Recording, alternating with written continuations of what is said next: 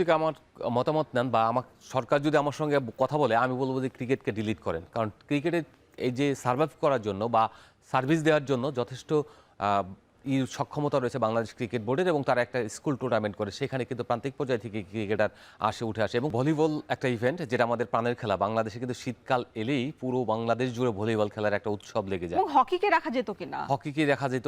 Hockey যেহেতু আপনার খুব কম জায়গায় খেলা হয়, তাই সারা বাংলাদেশে খেলা হলে খুব খারাপ হতো না, খুব ভালো হতো। এবং একটা সময় কিন্তু বাংলাদেশ জুড়েই আপনার এই ডিভিশন পর্যায়ে কিংবা জেলা পর্যায়ে আপনার হকি লিগ হতো। সিলেটে, ফরিদপুরে, যশোরে, আপনার চট্টগ্রামে, ময়মনসিংহে, এই যে জায়গাগুলোতে লিগ হতো, তার ফলে অনেক প্লেয়ার তৈরি হয়েছে।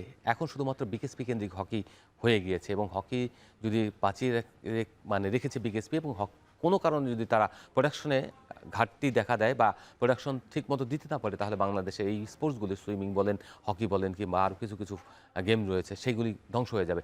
সবচেয়ে বড় যে ব্যাপারটা হচ্ছে যে সেটা হচ্ছে যে আপনার ভলিবল এবং হকি যে কোনো একটা হতে পারতো, কিংবা দুটোই হতে পারতো। দেশের কাঠামো থেকে কোনো কিছু উঠে আসে না, কারণ আমাদের সব কাঠামোই ধ্বংস হয়ে যায়। যেটা বিদ্যমান থাকে সেটাকে নষ্ট করার জন্য সবাই আমরা ব্যস্ত থাকি। বাট আমাদের ওই যে বলি, সব কিছুই আমাদের সৃষ্টিকর্তা আমাদের পাঠিয়ে দেয় এখানে, এই কারণে আমরা আসলে হই, নাহলে হতাম না। ক্রিকেটের কথা যেটা বললেন আপনার, কেন ক্রিকেটকে আমি চাই না, ক্রিকেটের কারণ হচ্ছে যে ক্রিকেট বোর্ড যেটা করে সেটা কিন্তু এনাফ। এখানে কিন্তু ক্রিকেট জনপ্রিয়তার কারণে হয়তো তারা রেখেছে যে এত জনপ্রিয়তা, এখানে বেশি ছেলে মেয়ে আসবে, আমরা দেখাবো। এইটার পরিবর্তে এবং এটা সত্যিই কিন্তু হয়েছে, সবকিছু হ্যাঁ, 15,000 14,000। তো আপনার দরকার নাই কেন ওখানে আপনার যে স্কুল টুর্নামেন্টটা হয় সেইটা তো একটা খেলেই, ওটা কিন্তু একটা খুব ভালো কম্পিটিটিভ গেম। তো সেই এরপরে কিন্তু আরেকটা এই টুর্নামেন্টের দরকার পড়ে না, স্কুল টুর্নামেন্টটা তাদের আছে।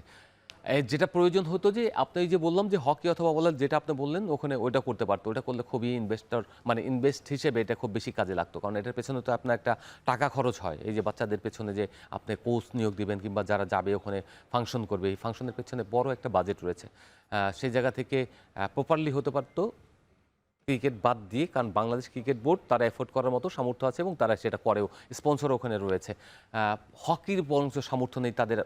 আমরা দেখেছি দৈন্য একটা অবস্থা, তারা বাংলাদেশ ক্রিকেট বোর্ডের কাছ থেকেও টাকা নিয়ে তাদের দল বিদেশে পাঠিয়েছে। তো সেই জায়গায় তাদেরকে কিভাবে তোলা যায়?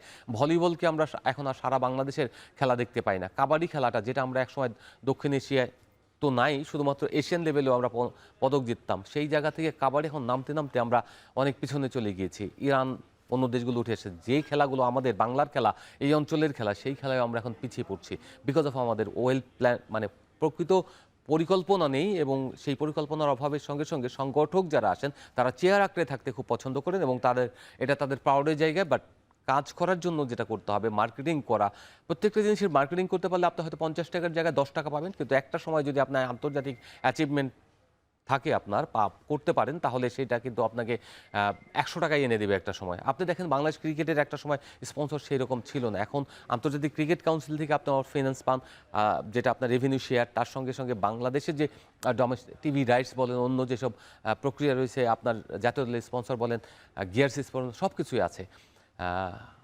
এই ক্ষেত্রে ফুটবল কিছুটা এগিয়ে আছে অন্য স্পোর্টসের থেকে।